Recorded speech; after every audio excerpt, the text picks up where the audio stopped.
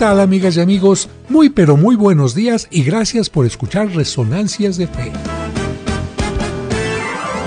Hoy en la sección Cultura y Fe te platicaremos sobre el miércoles de ceniza.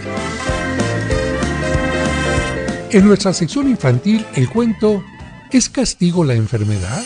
Marta y Severino visitaron a su tío Manuel en Irapuato. Mientras caminaban con él por la tranquila ciudad, vieron entrar en un edificio a una persona con la cara totalmente cubierta. Esa narración nos permitirá comprender mejor el Evangelio de hoy. Cristo enseña que la enfermedad no es castigo divino. Y en el santoral te diremos quién fue San Valentín. Todo esto aquí en Resonancias de Fe, con el Padre José de Jesús Aguilar Valdés, la voz amable de la radio.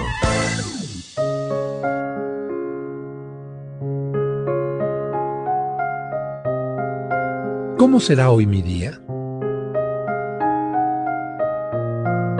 Esta mañana desperté emocionado con todas las cosas que tengo que hacer antes que el reloj sonara. Tengo responsabilidades que cumplir hoy. Soy importante. Mi trabajo es escoger qué clase de día voy a tener.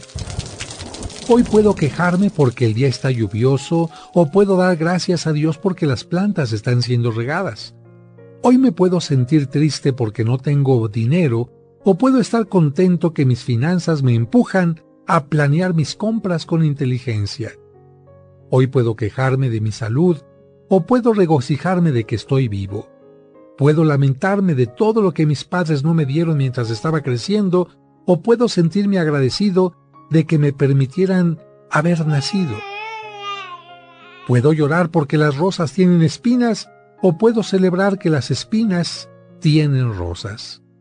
Hoy puedo autocompadecerme por no tener muchos amigos o puedo emocionarme y embarcarme en la aventura de descubrir nuevas relaciones. Puedo quejarme porque tengo que ir a trabajar o puedo gritar de alegría porque tengo un trabajo. Hoy puedo quejarme porque tengo que ir a la escuela o puedo abrir mi mente enérgicamente y llenarla con nuevos y ricos conocimientos. Hoy puedo murmurar amargamente porque tengo que hacer las labores del hogar o puedo sentirme honrado porque tengo un techo para mi mente, cuerpo y alma. Hoy, el día se presenta ante mí esperando a que yo le dé forma. Y aquí estoy. Soy el escultor. Lo que suceda hoy depende de mí. Yo debo escoger qué tipo de día voy a tener. Y a ti te deseo que tengas un gran día, a menos que tú tengas otros planes.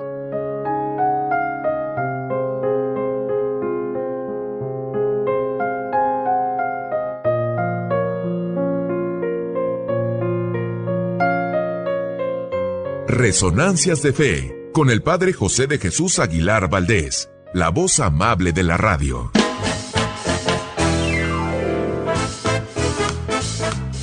Muchas gracias por escucharnos y por ser parte importante de este programa que hacemos para ti con mucho cariño.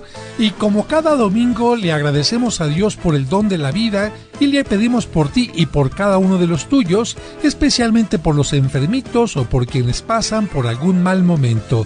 Que Dios les llene de bendiciones. Y además de agradecer tu atención, quiero agradecer la presencia de mis colaboradores. En la producción, Sergio Enríquez Morín, y compartiendo micrófonos, David Chávez, Raúl Mauricio Hernández y Salvador Romero.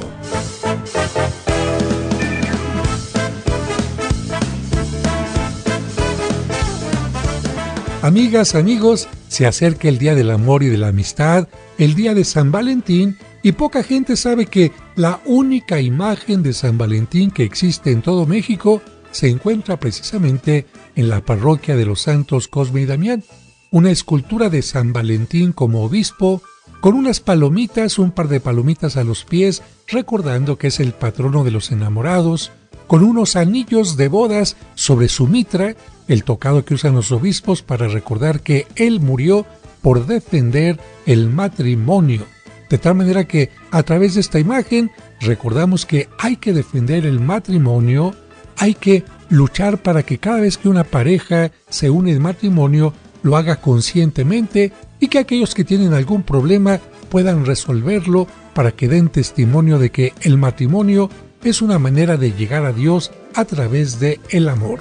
Un saludo a todas las personas que se dedican a la comunicación en el transporte, especialmente a nuestros amigos de Estados Unidos que en este momento están escuchando el programa mientras se trasladan por aquellas carreteras, esos freeways, prestando un servicio. Y por supuesto también en México a quienes escuchan este programa en su taxi, en su Uber o prestando cualquier tipo de servicios.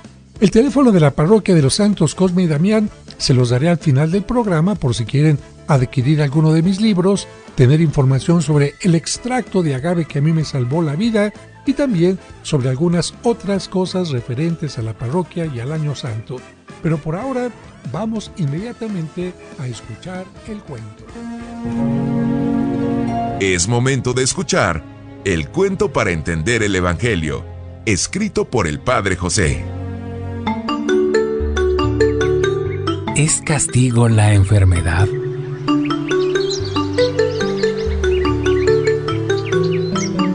Marta y Severino visitaron a su tío Manuel en Irapuato.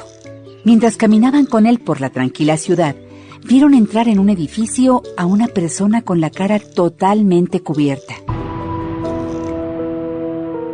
Viendo su admiración, el tío Manuel le señaló un gran letrero sobre la puerta del edificio. Severino leyó en voz alta: Clínica Dermatológica Especializada. Su tío les explicó: Esta clínica da servicio a enfermos de la piel y atiende a quienes sufren por la lepra. ¿Qué es lepra? Es una enfermedad que inicia con insensibilidad en algunas partes del cuerpo. Luego aparecen manchas pequeñas y blancas en la piel. Con el paso del tiempo crecen, se llenan de sangre y hacen que la piel y la carne se desprendan. Los leprosos pueden quedar desfigurados y perder los dedos, la nariz o las orejas. Yo recuerdo que la Biblia menciona que los leprosos eran rechazados. El temor al contagio era grande. Por eso los judíos expulsaban a los leprosos de las ciudades y los obligaban a llevar, como animales, campanitas colgadas al cuello. El tintineo alertaba sobre la presencia de un leproso. Pobrecitos, me imagino que les ayudaban con comida o ropa para aliviar su sufrimiento. Desafortunadamente nadie se compadecía de ellos. Muchos morían por hambre, frío o tristeza. Marta preguntó: ¿por qué no los ayudaban? En aquel tiempo, los judíos creían que Dios castigaba a los malvados con lepra y enfermedades. Ayudar a un leproso equivaldría a estar en contra de la voluntad de Dios.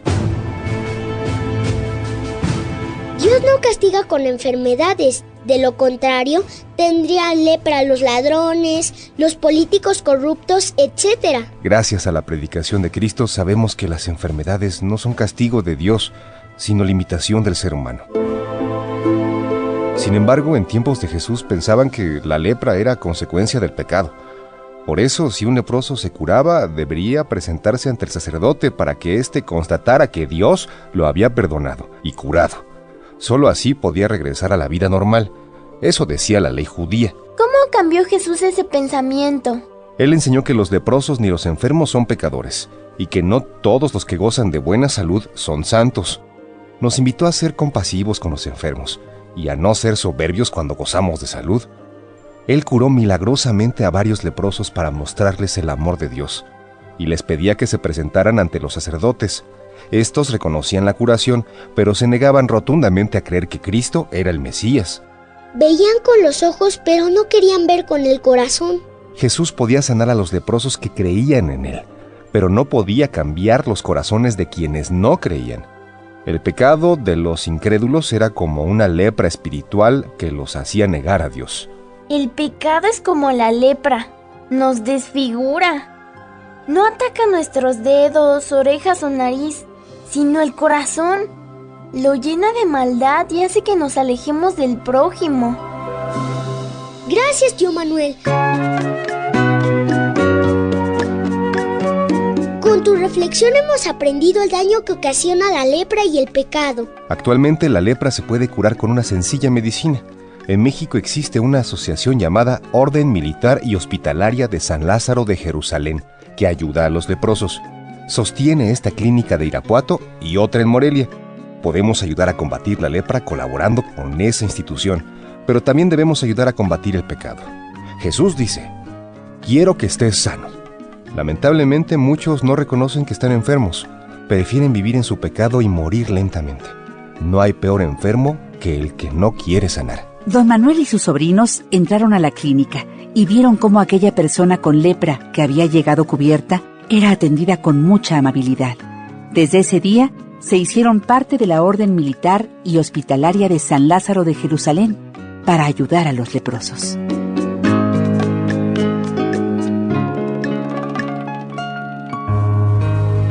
Este es un cuento escrito por el padre José de Jesús Aguilar Valdés y podrás encontrarlo en el libro Cuentos para entender el Evangelio. Escuchemos ahora en Resonancias el Evangelio de hoy.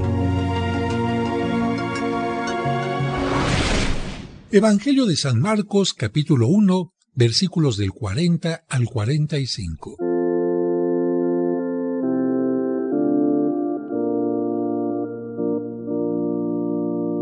En aquel tiempo, se le acercó a Jesús un leproso para suplicarle de rodillas: «Si tú quieres, puedes curarme». Jesús se compadeció de él y, extendiendo la mano, lo tocó y le dijo: «Sí quiero, sana». Inmediatamente se le quitó la lepra y quedó limpio. Al despedirlo, Jesús le mandó con severidad: «No se lo cuentes a nadie, pero, para que conste, ve a presentarte al sacerdote y ofrece por tu purificación lo prescrito por Moisés». Pero aquel hombre comenzó a divulgar tanto el hecho que Jesús no podía ya entrar abiertamente en la ciudad, sino que se quedaba afuera, en lugares solitarios, a donde acudían a él de todas partes.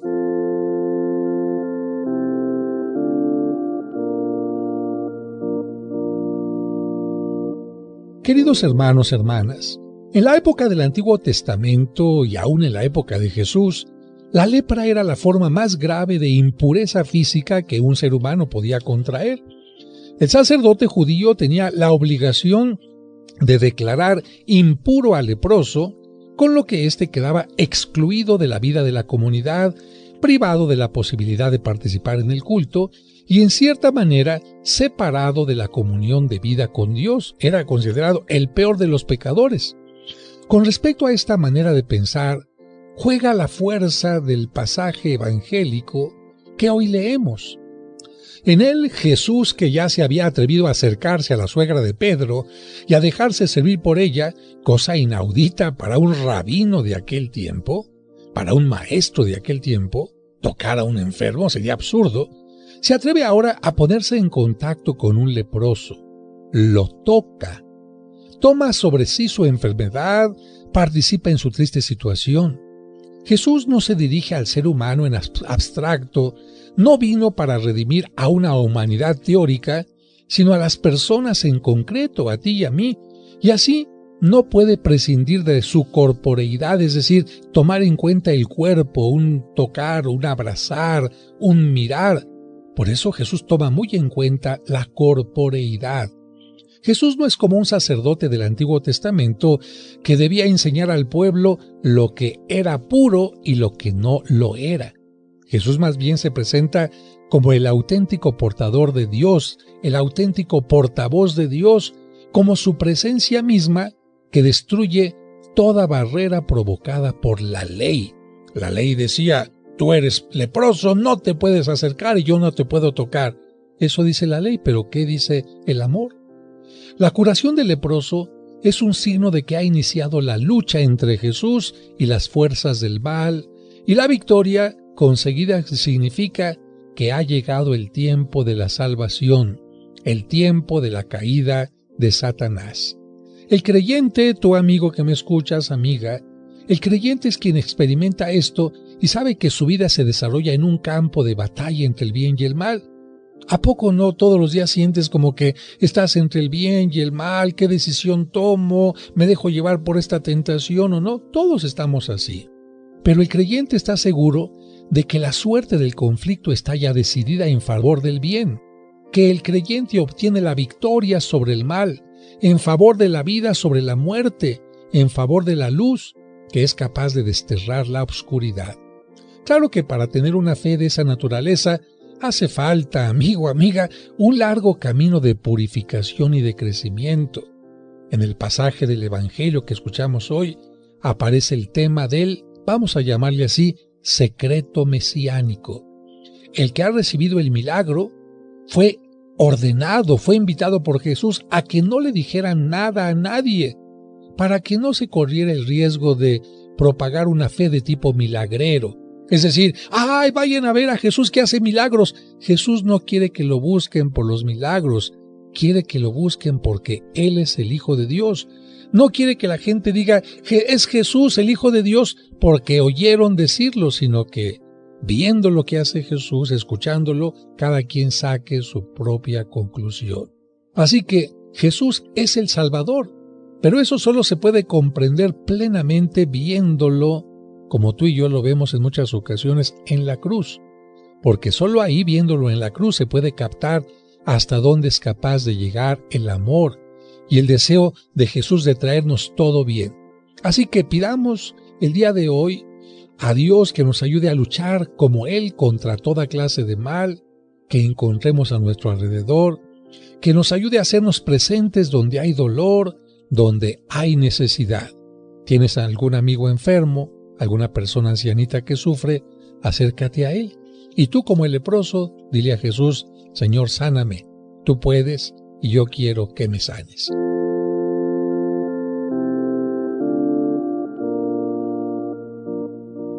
Y ahora, en este momento, vamos a escuchar el Santoral.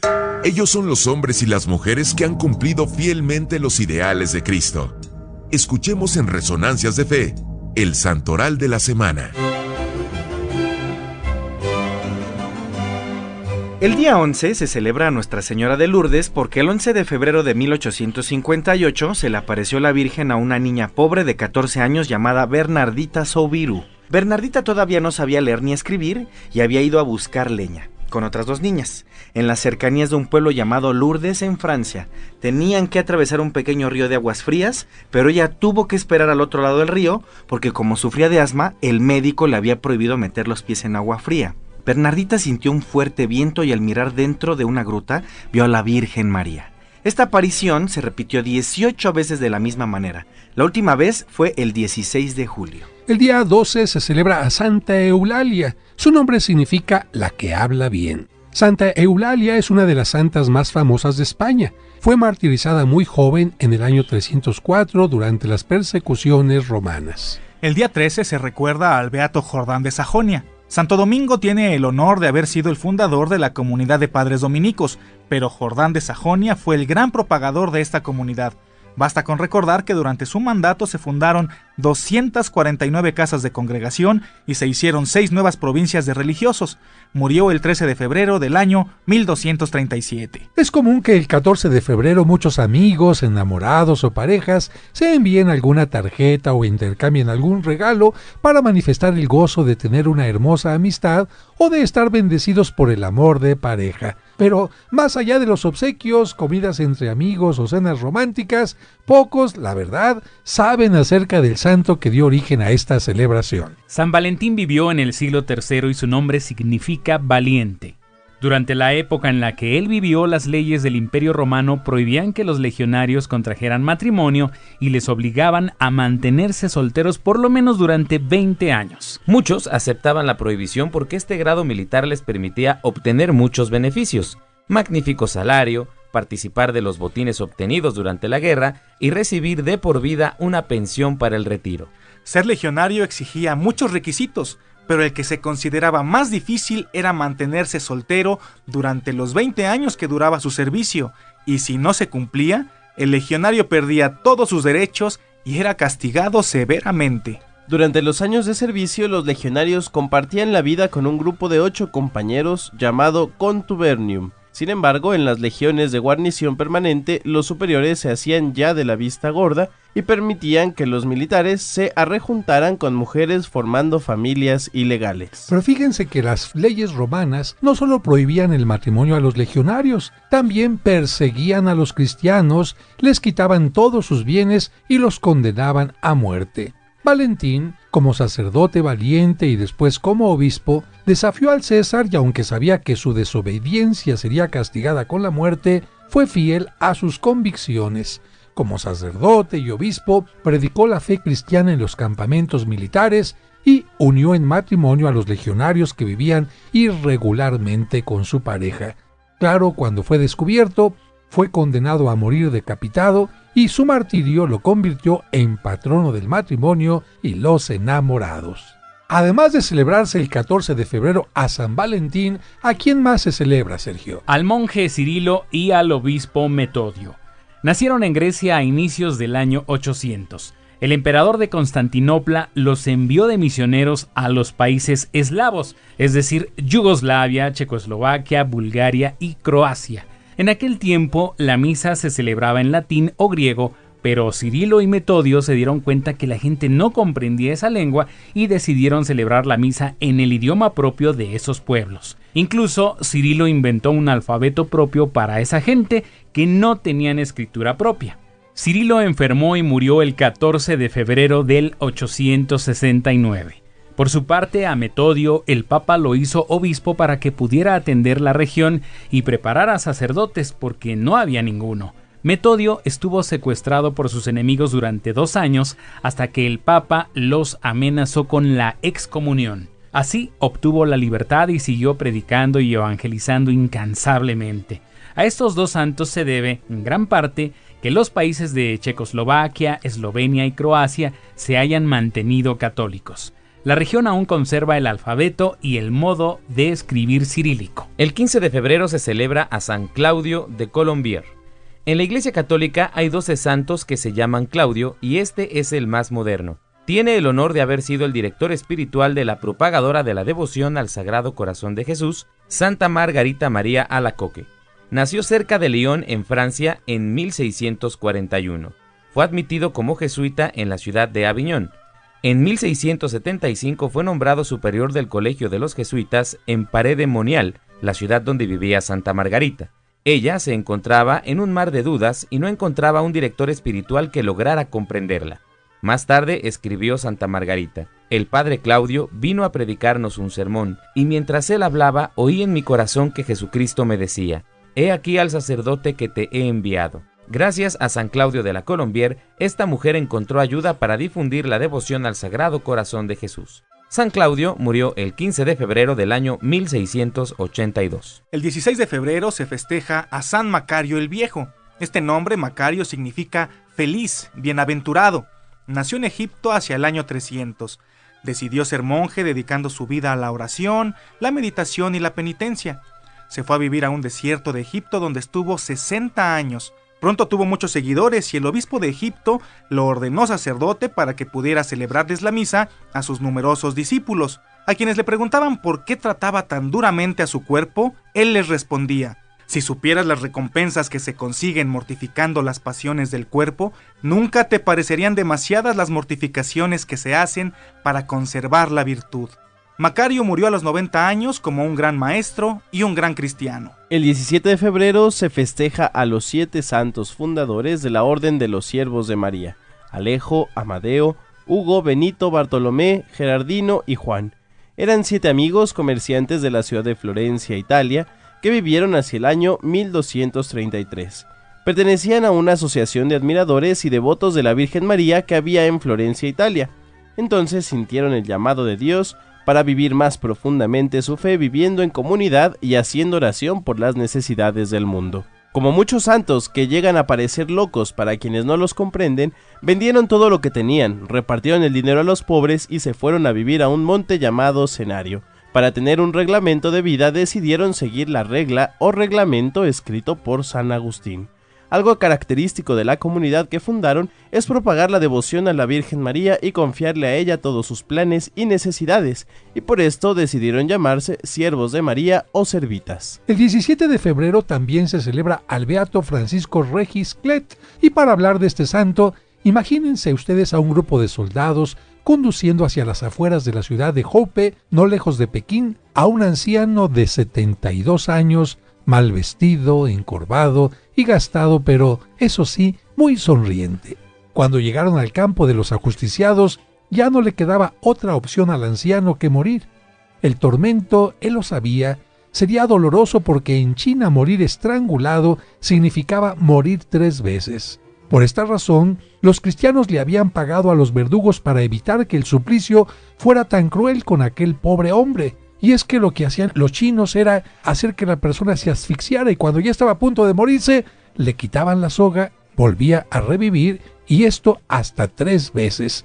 Pero aunque los cristianos hicieron lo posible para que aquel hombre no sufriera, fue inútil. A Francisco Regis le quedaba un momento antes de que el verdugo le quitara la vida. En ese instante, Francisco Regis pudo recordar lo más importante de su vida.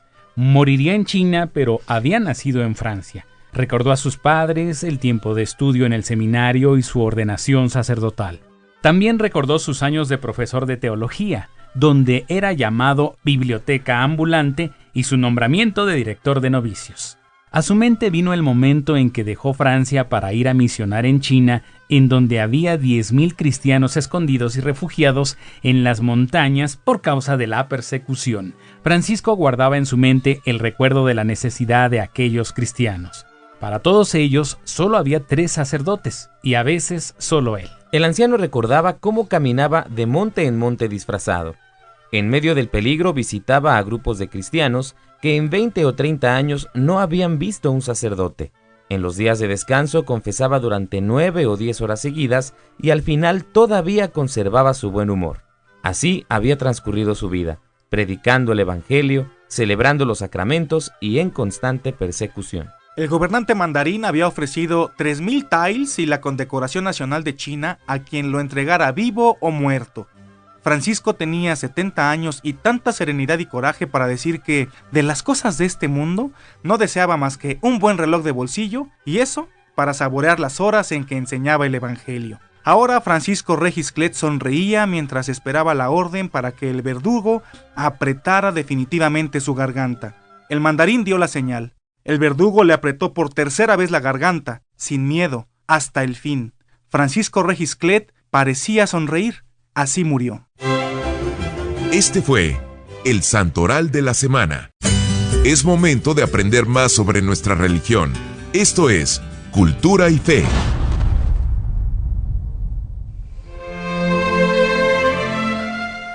El próximo miércoles es miércoles de ceniza y hoy dedicamos esta sección para responder a sus preguntas sobre la importancia de la Cuaresma, el significado de la ceniza y otras cosas relacionadas con el tema.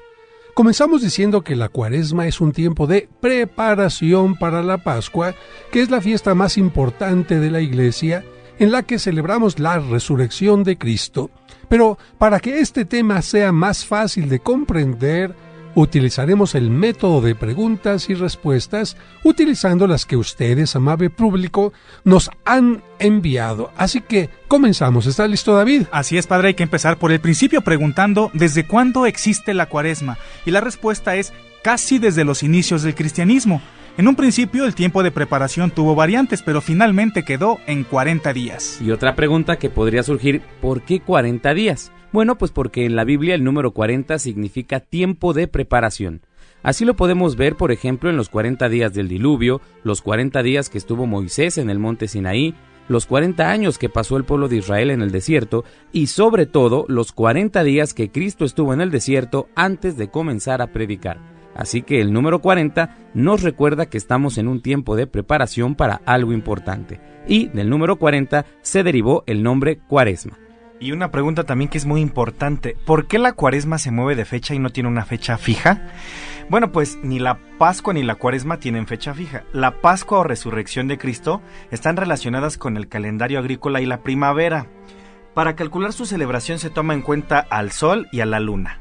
La Pascua se celebra el domingo de la primera luna llena de primavera. Una vez encontrada la fecha de Pascua, se cuenta hacia atrás 40 días, sin contar los domingos, y así se encuentra la fecha del inicio de la Cuaresma, el miércoles de ceniza. Así que amigos, ¿por qué varía este tiempo de Cuaresma? Recuerden, porque la Pascua se celebra la primera luna llena de primavera y esto es lo que hace que las cosas vayan teniendo forma. Cuento la luna primera llena de primavera, 40 días hacia atrás, como dijiste muy bien, Bernardo, sin contar los domingos, y así llegué al miércoles de ceniza. Vamos con la siguiente pregunta, David. Así es, amigos, hay que preguntarse, ¿es suficiente con ponerse ceniza en la cabeza para cumplir con la Cuaresma? Y la respuesta es no, no es suficiente. La ceniza es solo un signo de compromiso para ser mejores y dejar atrás lo malo. Concretamente, ¿qué dice la Biblia sobre la ceniza? Miren, el libro de Jonás nos dice que las personas que estaban arrepentidas por sus pecados colocaban su rostro cerca de la tierra, se ponían ceniza en la cabeza e incluso solían utilizar una vestimenta burda llamada sayal. Por eso la ceniza, de acuerdo a este libro de Jonás, significa que estamos arrepentidos de nuestros pecados. Es un signo de compromiso, de cambio y de conversión. Además significa que haremos el esfuerzo, nuestro mejor esfuerzo por mejorar. Así que te quede muy claro, la ceniza nos ayuda a recordar que sin Dios el ser humano es como el polvo. Por eso al recibirlo escuchamos la frase, recuerda que polvo eres y al polvo volverás. Afortunadamente, quien está cerca de Dios deja de ser simple polvo y tiene la vida eterna. La ceniza nos ayuda a decirles a los demás que Cristo padeció y murió por nosotros y que por eso también nosotros intentamos vivir sirviendo a quienes nos rodean, entregando la vida por ellos, y si así lo hacemos, seguramente resucitaremos también como Cristo lo hizo. También se puede decir, al momento de recibir la ceniza, arrepiéntete y cree en el Evangelio. Esta siguiente pregunta yo la hacía de pequeño a mi mamá. ¿De dónde se trae la ceniza, mamá? ¿Hay fábricas de ceniza? Y bueno, la respuesta es que no. No hay fábricas de ceniza ni tampoco se vende en las tiendas. La ceniza se prepara en cada parroquia quemando las palmas del Domingo de Ramos del año pasado. También se pueden quemar estampas deterioradas e incluso la ropita del Niño Dios que ya no se va a utilizar.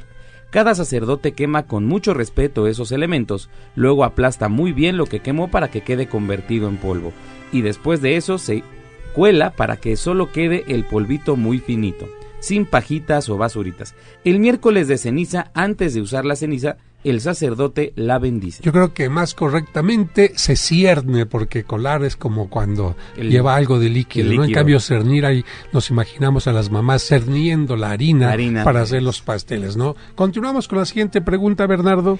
¿Y por qué se queman las estampitas y la ropita del niño Jesús? Pues porque todos los objetos devocionales que fueron bendecidos no se pueden tirar a la basura así como así, se deben tratar con mucho respeto. Por eso cuando una estampita se rompió, se dobló, se ensució o simplemente se deterioró, ya no representa dignamente a Dios, a la Virgen o a los santos.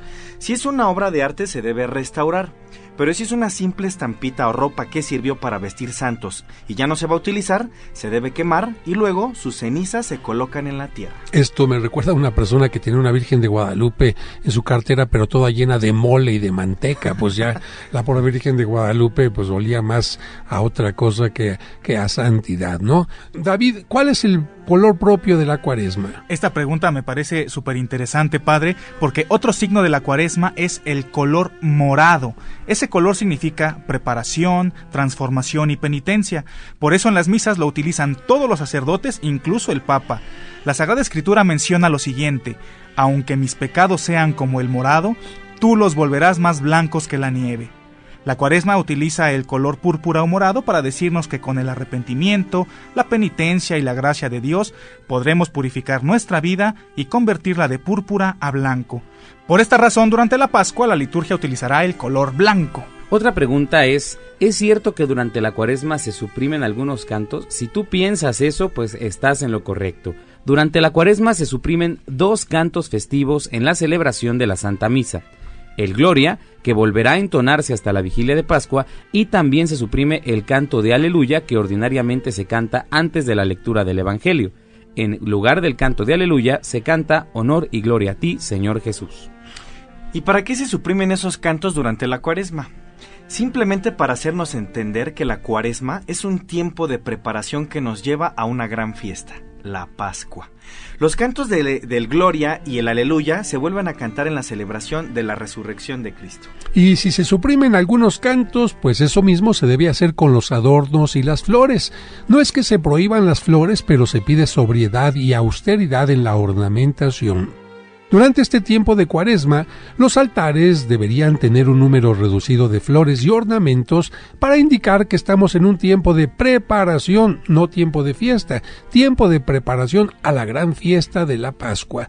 Y deje explicarle que antes, por esta razón, nadie se casaba o hacía fiestas como bautismos o 15 años durante la Cuaresma, porque las iglesias no podían tener flores. Actualmente, con tantas peticiones de celebraciones de este tipo, bueno, se acepta hacerlas, pero al terminar la ceremonia de 15 años, primera comunión o matrimonio, inmediatamente se deben quitar las flores o adornos y dejar la iglesia en una forma sencilla y austera. Esta pregunta, padre, amigos, también me parece muy interesante. ¿Es cierto que durante la Cuaresma tenemos la obligación de comer pescados y mariscos? Y yo les quiero responder lo siguiente: las personas no somos mejores simplemente por comer pescados o dejar de comer carne. ¿Por qué se comía pescado en la Cuaresma? Bueno, esto lo vamos a explicar un poco más ampliamente, empezando por decir que la Cuaresma tiene como características principales el ayuno y la abstinencia. ¿Pero qué es el ayuno, Raúl? El ayuno se entiende como una comida fuerte al día y 2 muy sencillas. Y pongan mucha atención, amigos. Solo hay 2 días obligatorios de ayuno. Y 2 días nada más. Es correcto, padre, para que la gente salga del error, porque muchos están en ello. Y esos días son el miércoles de ceniza y el viernes santo. Bernardo, ¿el ayuno es obligatorio para todas las personas, para todas las edades? No, padre. El ayuno es obligatorio para las personas que tienen más de 18 años y menos de 60. No están obligados a ayunar las personas enfermas o las que tienen una dieta especial. O sea que yo ya me pasé de ese tiempo, ya no estoy obligado, aunque bueno, si deseo hacerlo, puedo unirme a esta intención de muchas personas. ¿Qué es la vigilia? Vigilia es comer pescado. Miren, la iglesia invita a los fieles a que los viernes, por ser el día de la muerte de Cristo, nos alimentemos en forma austera y nos abstengamos de comer carnes rojas. Y aquí viene lo del pescado. Pensemos que en los tiempos antiguos todas las poblaciones estaban muy cerca de ríos, lagos o lagunas. Esto permitía que los pobres, que no tenían un terreno para sembrar o animalitos que domesticar, que los pobres tuvieran que comer. ¿Por qué? Porque ya lo he dicho, no tenían animales para criar ni tampoco campos que sembrar, pero podían acercarse a las aguas y pescar. Por esa razón se consideraba al pescado como el alimento de los pobres. Durante la Cuaresma, la Iglesia no invita a comer pescado, sino a alimentarse en forma sencilla. No se trata de que comamos cosas que no nos gusten, porque hay muchas cosas a base de pescado, huevo o vegetales que son muy sabrosas. ¿Y para qué pide la iglesia que comamos en forma sencilla o como los pobres? Bueno, porque al comer cosas menos costosas podemos ahorrar un poquito, y ese poquito que ahorramos debemos dárselo a los pobres. Así, la abstinencia de cosas costosas nos permite ayudar a los más necesitados. Y aquí puede surgir una pregunta interesante. ¿A partir de qué edad obliga la abstinencia? Y él va a decir a lo mejor la misma del ayuno. ¿Cuál era la del ayuno? De 18 a 60. ¿Y la abstinencia será igual? No, padre, no es igual. La abstinencia obliga a partir de los 14 años, aunque es conveniente invitar a los niños a participar de ella. ¿Ya oyeron? Porque alguien va a decir, mamá, yo tengo 8, yo tengo 7 y quiero comer carne. Bueno, yo creo que hay que invitar a que los niños también sean solidarios, ¿no? Así es, padre. Las personas enfermas, eso sí, ellas están exentas de ayuno y abstinencia. Bernardo, ¿la abstinencia o vigilia se puede cambiar por otras cosas? Como diría el buen Chabelo, ¿se puede catafixiar? Así es, padre. La abstinencia de carne se puede cambiar por cosas como dejar de fumar, dejar de tomar alcohol, dejar de ver algún programa de televisión, para platicar con los hijos, hacer una buena obra a favor de los necesitados, leer la Biblia, etc. Y recuerden que comer pescado o mariscos muy caros no es cumplir con la vigilia. Así es. Y bueno, a lo mejor algo que sería más difícil que dejar de comer carne. A ver, es la hora de comida. Dejen su tablet, dejen su iPhone apagado y vamos a platicar en familia. Bien, pues ya hablamos sobre la importancia del ayuno y la abstinencia, pero falta hablar de otra característica muy importante de la Cuaresma, y esa es la oración. El diálogo con Dios, porque mediante la oración el espíritu crece y se transforma, y durante el tiempo de la Cuaresma la Iglesia nos propone una oración especial que es el Via Crucis de los viernes, una práctica netamente cuaresmal que puede sustituir el rosario. Y para concluir esta parte, terminamos mencionando otras características importantes de la Cuaresma. David. Así es, padre, en este tiempo de Cuaresma no puede faltar la reflexión. Momentos de silencio o meditación a solas ante el Santísimo Sacramento o en un retiro. Una buena opción son los llamados ejercicios espirituales, en los que se invita a los fieles a una reflexión profunda, a un análisis de la propia vida y a un examen de conciencia. Y otras características de la Cuaresma son el arrepentimiento, la penitencia y el perdón. Por eso se invita a los fieles al sacramento de la reconciliación, y siempre recordamos que durante este tiempo los obispos conceden una gracia especial a todos los sacerdotes para que puedan absolver los pecados que ordinariamente solo pueden absolver los obispos o los sacerdotes penitenciarios, como por ejemplo el aborto. Yo me acuerdo que cuando era niño entraba a la iglesia y de repente veía todas las imágenes cubiertas de color morado. Por eso, una última pregunta. ¿Es obligatorio tapar todas las imágenes de la iglesia con telas de color morado, Bernardo? Bueno, para responderles, les decimos que las imágenes son hermosas y tienen la finalidad pedagógica de acercarnos a Dios. Pero para que durante la Cuaresma no haya nada que nos distraiga, era costumbre taparlas todas para que nuestra mente se concentrara en lo que nos pide la Cuaresma. Y además, como una especie de austeridad y penitencia. Si se quitaron algunos cantos y las flores, también el retirar o tapar las imágenes tenía este sentido. Por eso mismo el Viernes Santo, la cruz entra a la iglesia tapada y se va descubriendo poco a poquito para volver a causar admiración. Pero tapar o no tapar las imágenes se ha vuelto algo opcional. Pero miren, para que entiendan mejor esto de tapar y destapar, es como cuando usted deja de ver a su esposa durante 15 días o 3 semanas o un mes porque tuvo algún problema y regresa y la va a ver más despampanante que nunca. Es como si usted también, papá o mamá, está harto de sus chiquillos, pero de repente se le pierde uno y lo vuelve a encontrar después de un tiempo. ¿Cómo lo va a encontrar? Maravilloso. Así que por esta razón el tapar las imágenes para volverlas a descubrir en una forma increíble. Esperamos que con estas ideas todos nuestros radioescuchas puedan vivir mejor el tiempo de Cuaresma.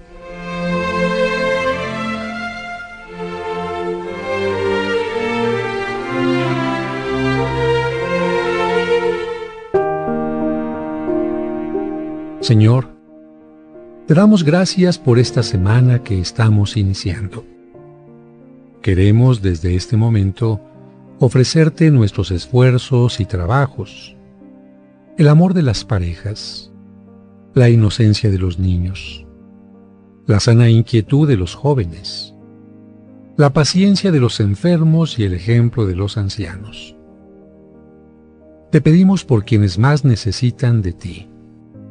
Acompáñanos, fortalécenos, muéstranos el camino correcto.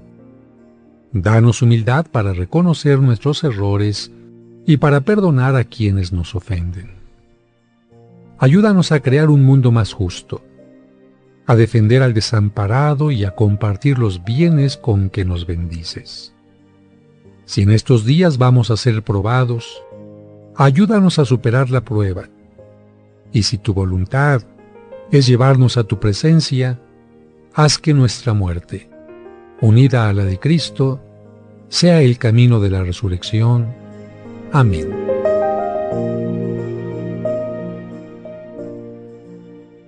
Resonancias de Fe, con el Padre José de Jesús Aguilar Valdés, la voz amable de la radio.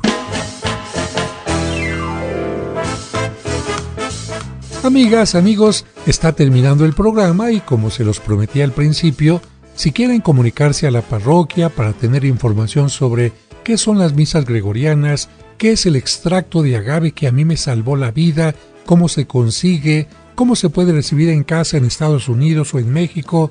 También información sobre cómo obtener alguno de mis libros, los horarios de la parroquia en este año santo para recibir la indulgencia plenaria y muchas cosas más. Aquí están los teléfonos 55-55-66-7744. Lo repito, 55-55-66-7744 y también el 55-5705-5939. 55-5705-5939. Y les deseo a todos ustedes que el próximo día 14 tengan una magnífica convivencia con sus seres queridos, con sus amistades, si están casados, con su pareja, si están de novios, con su novio o con su novia, pero recuerden que es más importante el cariño, el amor, el respeto, la honestidad en pareja que los regalos. Claro que si hay la posibilidad de tener un regalito, una cenita, una comidita, bueno, bienvenida sea también esta opción para celebrar el Día del Amor y de la Amistad. Y si quieren conocer la escultura de San Valentín, aquí los espero en mi parroquia. Que Dios les bendiga. Ahora, tu fe se ha reforzado y tendrás la seguridad y confianza para seguir adelante en la vida. Pero no olvides que la próxima semana te esperamos en este espacio de reflexión para que aprendas más junto con el Padre José de Jesús en Resonancias de Fe.